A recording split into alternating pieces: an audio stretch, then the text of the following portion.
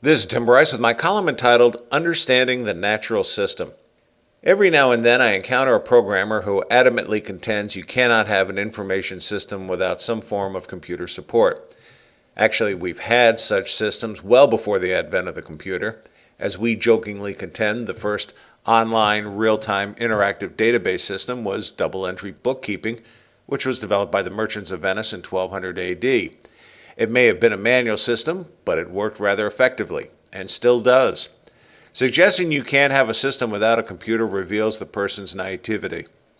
Admittedly, computers can now be found throughout the corporate world, be it large corporations or small businesses, but systems transcend the use of the computer.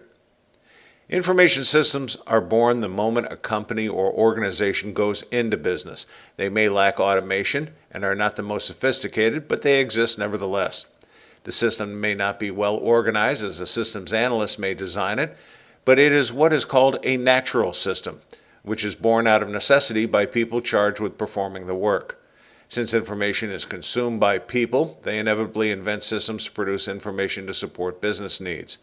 Not surprising, a natural system lacks documentation, and in all likelihood data redundancy is introduced, as well as redundant workflows. Nonetheless, a system inevitably takes shape the same way water runs down a mountain and forms into streams with all of its twists and turns. I've seen this phenomenon occurring recently in a new media startup with some rather bold ambitions. Over the last few months, they have assembled a team of rather smart and ambitious people.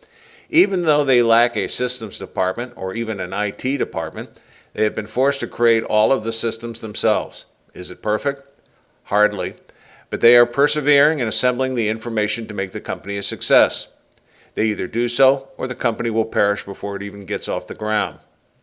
If the company survives, it will inevitably blossom into a big business requiring full-time systems analysts, programmers, database personnel, and other technicians.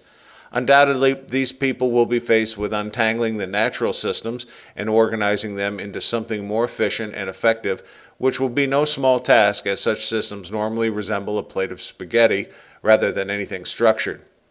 No, Virginia, information systems have been with us literally for centuries. The computer is simply the latest twist.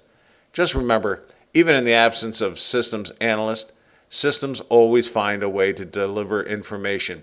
It is what Les Mathias, the legendary dean of systems, called the natural system. Such systems may be quick and dirty solutions that are wasteful. The remarkable thing about them, though, is simple. They work. Friends, keep the faith.